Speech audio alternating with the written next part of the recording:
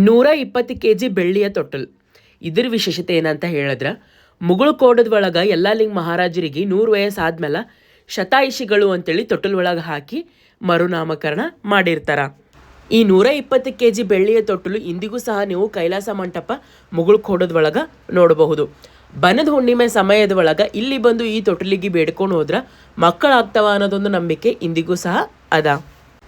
ಅದೆಷ್ಟೋ ಭಕ್ತಾದಿಗಳಿಗೆ ಆಶೀರ್ವಾದ ನೀಡಿದಂಥ ಮಹಾನ್ ವ್ಯಕ್ತಿಗಳು ಯಲ್ಲಾಲಿಂಗ ಮಹಾರಾಜರು. ಈ ಯಲ್ಲಾಲಿಂಗ ಪ್ರಭುಗಳ ತೊಟ್ಟಲು ಕಾರ್ಯಕ್ರಮ ಪ್ರತಿ ವರ್ಷ ಬನದ ಹುಣ್ಣಿಮೆಗೆ ಯಲ್ಲಾಲಿಂಗ ಪ್ರಭುಗಳು 1986ನೇ ಇಸ್ವಿ ಒಳಗೆ ಶತಾಯುಷಿಗಳಾದೊಳಗೆ ಇದೇ ಬೆಳ್ಳಿ ತೊಟ್ಟಲೊಳಗೆ ಹಾಕಿ ತೂಗಿ ವಿಠಲ ಅಂತ ನಾಮಕರಣ ಮಾಡಿದ್ರು.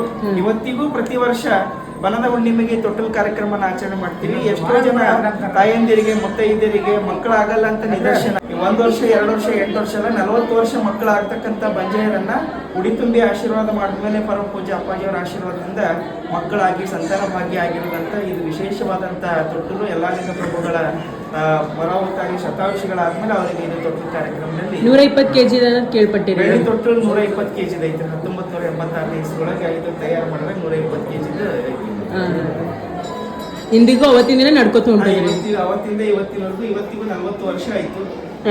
ಕಾರ್ಯಕ್ರಮ 40 ವರ್ಷದಿಂದ ನಡೀತು.